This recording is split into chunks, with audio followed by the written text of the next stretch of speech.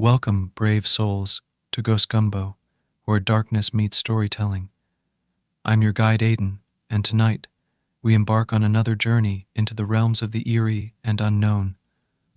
Prepare yourselves for a tale that will send shivers down your spine, a story that will linger in your thoughts long after the final words have been spoken. So dim the lights, gather close, and brace yourselves for 4 hours it stared. For me, life was a whirlwind of lights and smoke, music and men. I lived in a beaten-up shanty close to North IsisIssa, crammed in a closet-like room with a bunch of other women. We slept on mats on the dirt floor and shared the space with mange-infested dogs, flea-bitten cats, and cockroaches. My wardrobe consisted mostly of skimpy skirts, tank tops, and the cheapest high heels you can buy in Quiapo.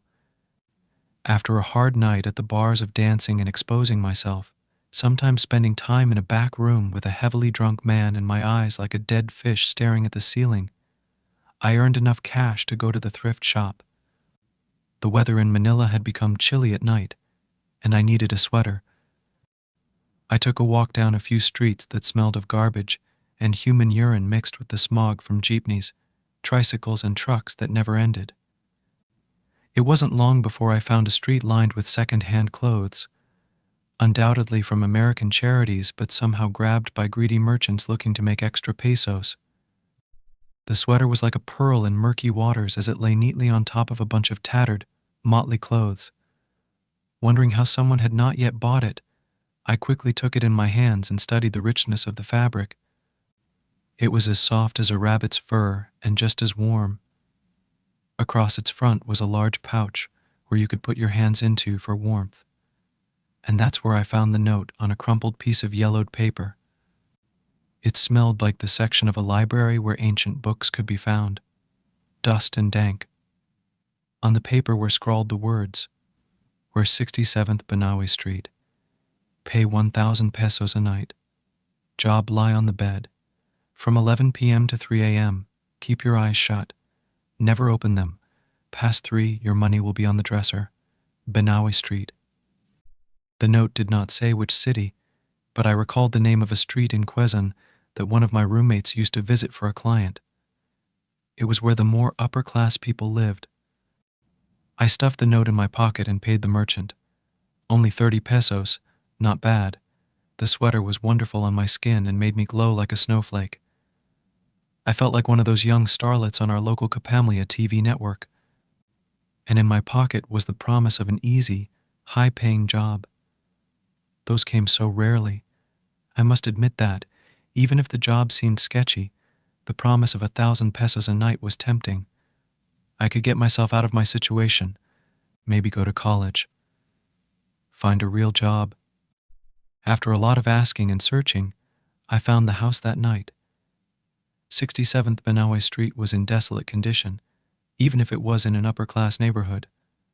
A single-story house surrounded by a short wire fence, yard unkempt, weeds stuck up like tousled hair.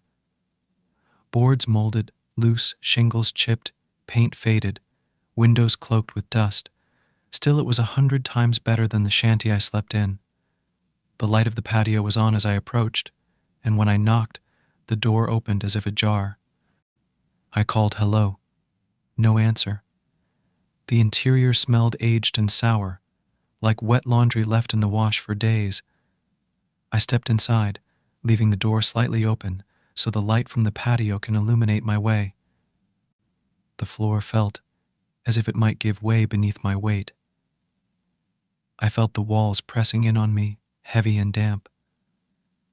The place reminded me of a body they had found in the sewage canal close to where I lived, bloated and bruised, deteriorated. I passed the dark living room. There was a TV, a battered couch, a coffee table with an ashtray and some empty cans. The room reeked of cat urine and dried feces. No one there. I attempted to turn on some light switches but found them useless. I turned away and headed down a hallway, noticing a pale light glowing beneath a closed door. I called again. Absolute silence. I clasped the handle and pushed, ignoring the greasy residue it left on my palm. I found a single bed covered in drab sheets, one dresser beside it with a digital clock. It illuminated the time strongly through the darkness. 10:50 p.m. Feeling disturbed, I might have turned away. The house was empty. I admit I thought the job was just going to be another man looking for a quick fix, but now I was curious. It didn't seem that way, and the uncertainty of it unnerved me. But still, 1,000 pesos was too good to pass. I needed to find out if it were true. I lay on the bed with the note in my hands, facing the glow of the clock. 10:54. I listened. The house made no sound, muffled as if a hand lay over it. I felt afraid but excited. 10:56. My heart throbbed from my chest, through my throat, in my head. I imagined the ticking of a clock, tried to match my heart with its beat. 10:59. I shut my eyes, waited. 11 came. I knew with my eyes closed because the change in the atmosphere was immediate. I was not alone. My eyes were shut, yet I felt it. So close to my face, the minute hairs on my forehead tingled. It breathed. Tight, stressed, as if forced to breathe only from its nose. I felt the air warm the area just above my lips. I smelled it. A sour smell like pickled gums, and there was something else. Pungent, thick, sweet. The smell of blood. I resisted the urge to gag. Seconds turned to minutes, and still the presence lingered against my face. My body suffered, paralyzed with fear. I felt every strained breath.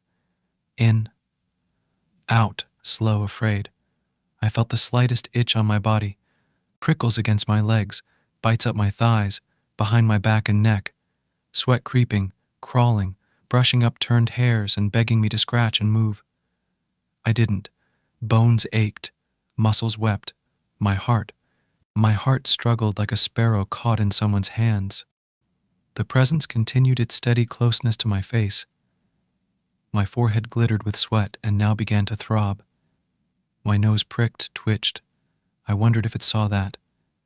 Even my eyelids sweated, my eyes behind them stiff, shot, scared, hiding behind lids like frightened children in a closet. The smell relented.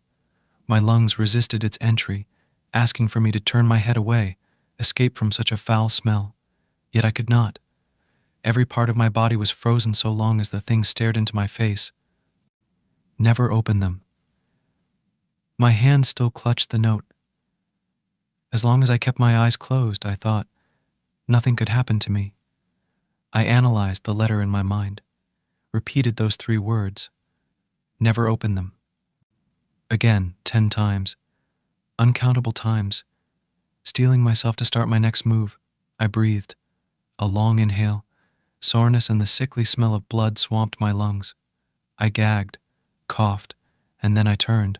I turned away into the bed, curled myself, fetal-like, eyes clamped shut like vices. And when I relaxed, I felt it.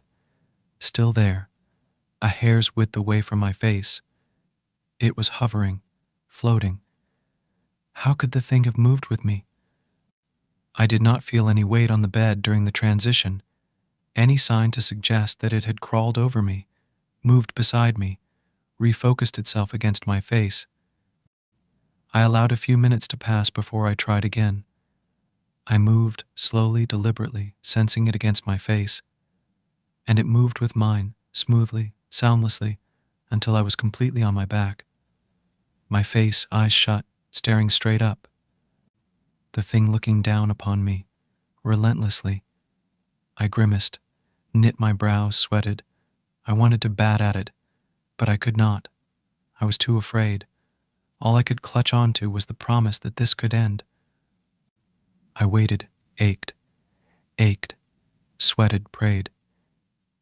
It stayed with me, always there.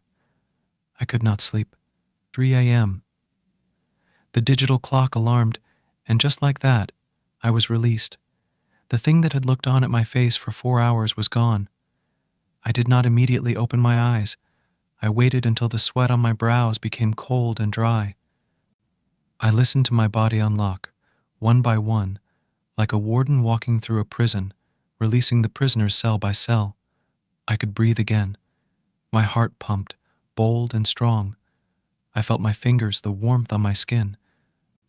I yearned to stretch and let life sizzle through every part of me. I opened my eyes. 1,000 pesos lay on the dresser. 1,000 pesos for the horror I had endured. I took it and did not look back as I left. A week had passed since the night I spent there. Although my money was gone now, spent over things I can't even remember, the memories from that night had not. Not a moment went by where I wasn't thinking of the thing that had breathed so close to my face. Could I have been imagining it? Perhaps my fears had been so strong my mind had created something to justify it, but my senses could not have been tricking me. I smelled it, blood and sour rank.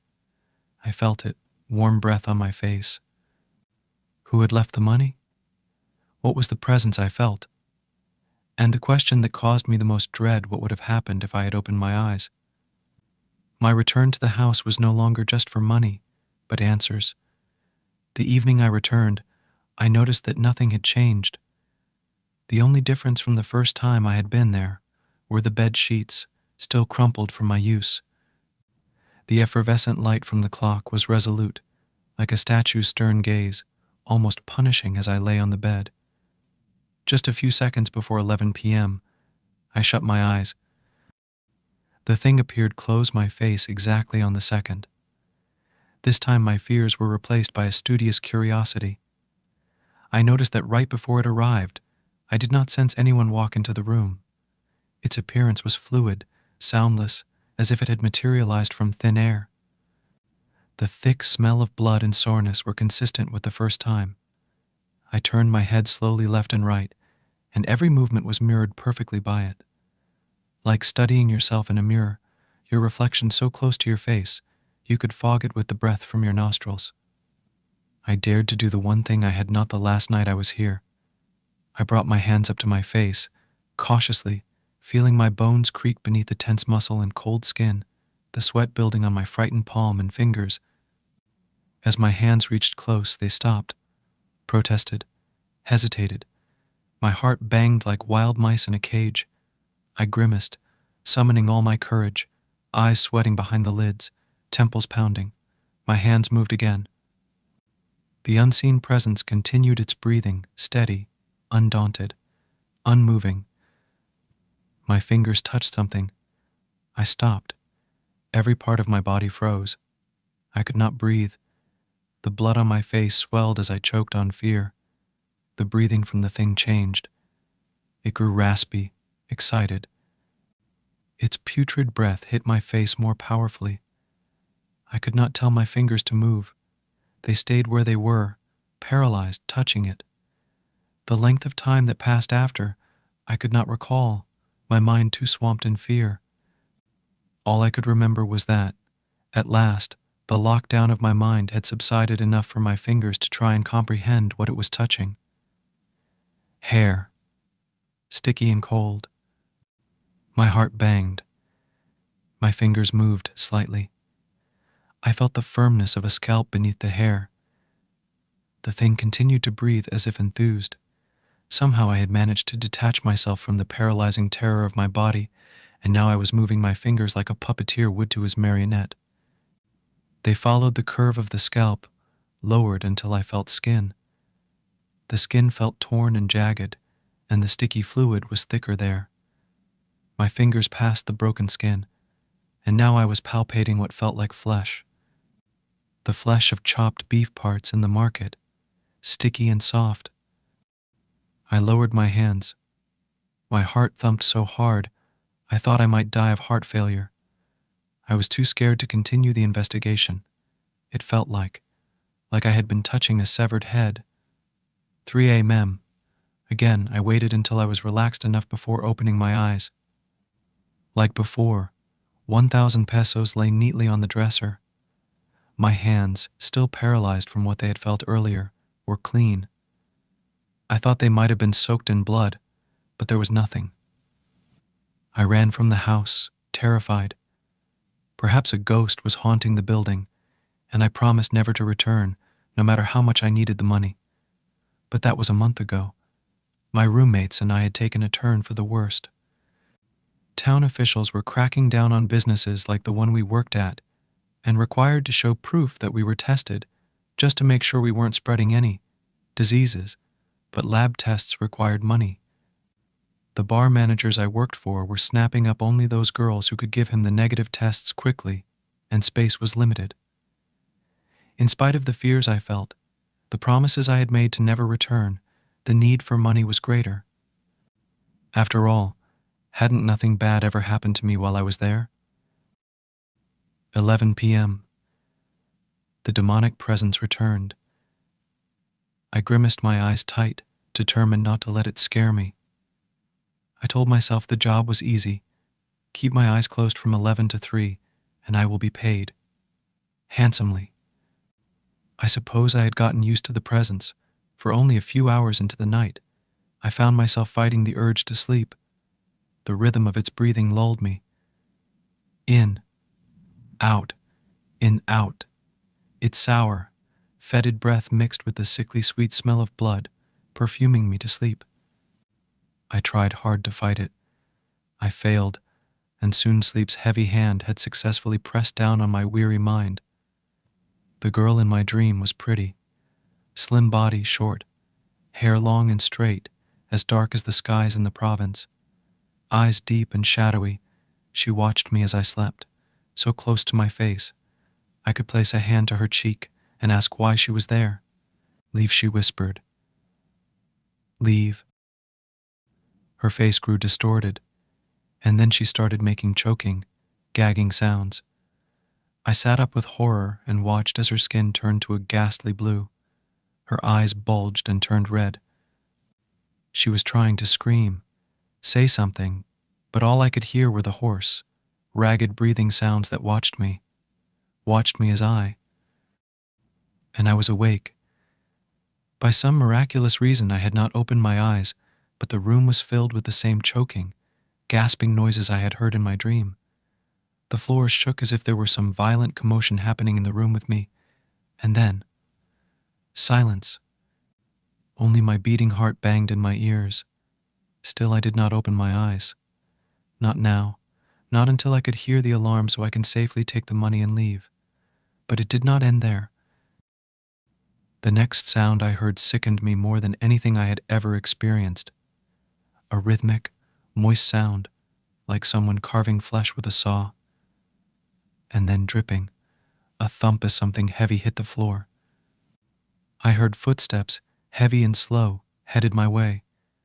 Every inch of my body screamed to open your eyes. Run. I was shaking, sweating, so fear-stricken, like a bellowing animal held upside down before its throat was slit. The footsteps kept coming. Breathe. Breathe. I couldn't. I needed to run. But I couldn't. I was afraid. I'd lasted for too long keeping my eyes closed. I couldn't open them, no matter how insane it sounded. The footsteps stopped, right next to the bed I lay on. The thing was once more pressed close to my face, breathing, gasping. It felt like my muscles would snap under the tension. My fear was like 1,000 knives angled toward my body, the slightest move threatening to kill me. Minutes stretched on, slowly, cruelly. I wanted out. Out of everything. The room. The need for money. The nights with strangers and terror of it all. Call girl. I wanted out. Out, out. And then, a blessing like the sun after a typhoon. The sound of the alarm clock. 3 a.m. I opened my eyes and found myself in an empty room. There was nothing there. Nothing on the floor where I had heard someone screaming and their body being carved. The money on the dresser, but it didn't matter. I didn't even grab it. I fled out of the house like a beaten dog. I could not sleep for the rest of the night. The next morning I sought out some answers to the house I had been visiting. The town captain believed my story that I was sent by a wealthy family to find out if the house was for sale and check if there was any history behind it. Years ago, a wealthy man once lived there. He was quiet and kept to himself, seemed to cause no harm to anyone. Every once in a while he took in a call girl to keep him company for the night. But many men did the same. Not much to be suspicious about. Until the neighbors smelled something foul coming from his home. They found him in his room with the headless body of a girl on the floor. Who knows how long he had been there with the body? Maybe days. He was standing still like an upright coffin, and in his outstretched hand was the girl's head. He wouldn't put it down, just held it out, so steady and still, his expression dead. They shot him right there. The captain opened a drawer and drew out a file. This is a photo of the girl they believed was killed. She was an orphan, only 16. Probably did what she did for the money. The other girls who worked with her said she had been with the man 2 other times. It was on the 3rd night when he killed her. Here, take it. She was the same girl from my dream, but what chilled me more was the sweater she wore in the photo. White and soft. The same one I had found in the second-hand store with the note in the pocket. I thanked the captain, barely able to let out the words. When I returned to my shanty later that day, I discovered that the white sweater had disappeared from my closet, and so did the note. When I asked my roommates if they had seen or taken it, all I got was the answer no. I gave up working as a call girl and found a job as a caregiver for an elderly couple. Although the work was hard and slow, I persisted and saved up enough money to start college. Sometimes I passed by the thrift store where I had found the white sweater with the cursed note. I remember the 3 nights I had spent with the dark presence and how insane I had been, returning even after so much fear. For money. For curiosity. That's what a call girl's life did to you. You become jaded to the dangers you repeatedly put yourself into. Sleeping with strangers, potential murderers. Returning for the money and thrill of it. I tried to stuff the memories into the dark cracks of my mind. Forget it. But still I wondered. What if I had opened my eyes? A few years later, I came upon an article in the news. A small one amongst a few other murders. They always wrote these stories with such detail, and my blood curdled. The body of a call girl had been found, her head severed. The girl's eyes were wide open,